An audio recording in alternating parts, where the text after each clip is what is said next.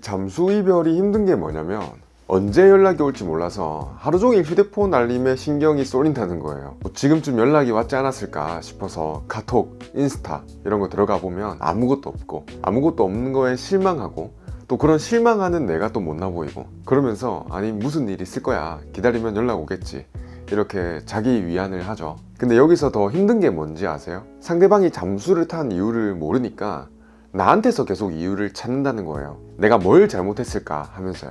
심리학에서는 자이가르닉 효과라는 게 있습니다. 우리의 뇌는 기본적으로 미완결된 과제나 이유를 알 수 없는 공백을 견디기 힘들어 한다는 거예요. 드라마를 볼 때 딱 클라이막스에서 끊기면 되게 궁금해서 미칠 것 같은 그런 비슷한 원리죠. 우리의 뇌는 끝맺음을 원하거든요. 그런데 상대방이 잠수를 타면 그 드라마가 끝나지도 않고 결말도 안 알려주는 거예요. 그래서 어떻게든 그 이유를 찾으려고 하는데 상대방의 마음은 알 수 없으니까 결국 내가 알고 있는 유일한 정보, 즉 나 자신한테서 그 원인을 찾게 되는 거죠. 근데 우리가 상대방의 마음이 어떨지, 특히나 사귀다가 갑자기 잠수를 타는 성향을 가진 사람이라면 더더욱 그 사람이 무슨 생각을 하는지가 알기 어렵겠죠. 모르는 게 당연한 거예요. 그러니까 계속 여기에 매몰되고 진이 빠지기가 쉽다는 거죠. 제가 잠수 이별을 당하신 분들의 이야기를 들어보면요, 정말 본인이 큰 잘못을 한 사람은 그렇게 많지 않아요. 그런데도 굉장히 사소한 걸로 자책을 한다는 거죠. 내가 그날 좀 피곤하다고 해서 상대방이 기분 나빴을까? 그때 내 카톡 말투가 문제였나? 내가 데이트하자고 너무 많이 말을 했나? 이렇게 걱정을 한다는 거죠. 아마 잠수 이별을 당하신 분들이라면 이런 류의 생각을 해보신 적이 있을 것 같아요. 근데 그거 아니에요. 아닙니다. 여러분이 지금 떠올리는 그 사소한 기억들은 잠수 이별의 원인이 아니라 우리의 뇌가 어떻게든 그 이유를 찾기 위해서 쥐어짠 결과물일 뿐이라는 거죠. 자책할 필요가 전혀 없습니다. 자, 한 발짝 물러나서 생각을 해보자고요. 설령 내가 실수를 했고 또 잘못한 게 있다 하더라도요, 바람을 피거나 폭력을 했거나 누가 봐도 사회적으로 용인되지 않는 그런 행동을 한 게 아닌 이상은 이 성숙한 관계에서는 대화가 먼저예요. 이런 부분이 좀 힘들었다, 이렇게 해주면 좋겠다 라고 말을 하는 게 일반적이라는 거죠. 갑자기 잠수를 타고 이별을 해버리는 건 상호간의 배려도 뭣도 아니라는 겁니다. 그건 상대방의 문제지 내 문제가 아니라는 거예요. 갈등을 회피하고 책임을 지기 싫어하는 그 상대방의 미성숙함과 비겁함 혹은 방어 기제일 가능성이 매우 높다는 겁니다. 상대방이 잠수를 탄 그 순간부터 그냥 헤어졌다고 생각을 해야 돼요. 아직 연락이 안 온 거지 헤어진 건 아니야, 이렇게 생각하실 수 있는데요, 이미 소통을 거부한 시점에서 관계는 끝난 겁니다. 물론 알아요, 이게 머리로는 잘 알지만 이해가 되지만 마음이 안 될 수가 있겠죠. 그래서 더 중요한 거, 정말 중요한 거는 더 이상 원인을 나한테서 찾지 않는 거예요.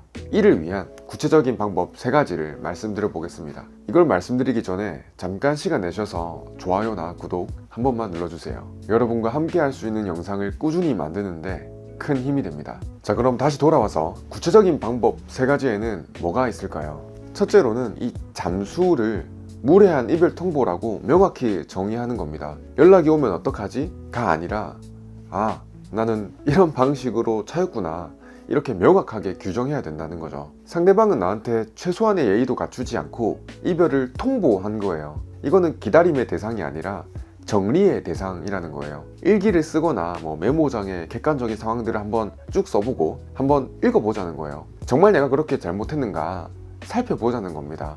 연인 사이에 다툴 수도 있고 서로 잘못한 게 있을 수도 있죠. 근데 정말 잠수를 타고 이렇게 나를 대할 만큼의 문제가 있었는가 냉정하게 생각해보자는 거죠. 둘째로는 왜? 라는 질문을 어떻게? 라는 질문으로 바꾸는 거예요. 왜 나한테 그랬을까? 이거는 답이 없는 질문이라는 겁니다. 요거에 매몰되면 안 돼요. 원인을 나한테서 찾으려고 할수록 자책하게 되고 답이 없는 생각에 매몰되고 또 더 연락을 기다리게 되고 내 자존감은 그러면서 계속 떨어지는 겁니다. 대신에 이 상처를 어떻게 회복할 수 있을까? 어떻게 내가 일상에 집중할 수 있을까?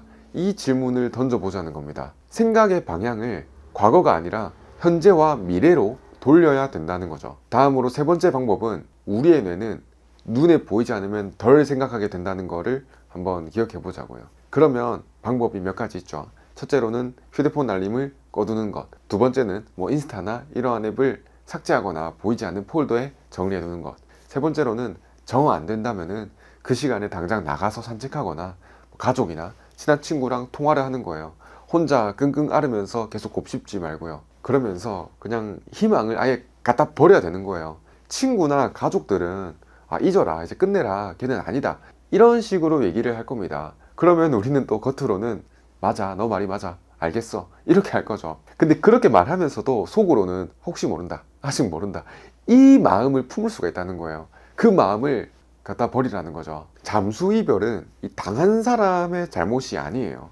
우리가 무슨 실수를 하거나 서로 다투고 언쟁이 있었을 수는 있어도 그게 나한테 이렇게 잠수 이별을 할 만큼의 그 이유가 될 수는 없다는 거예요. 이 잠수 이별을 당했다는 거에 대해서 더 이상 우리 탓을 하지 말자고요. 그냥 그 시간에 나를 위해서 뭔가를 해주세요. 우리의 가족, 우리의 친구들한테 우리는 충분히 괜찮고 소중한 사람이니까요.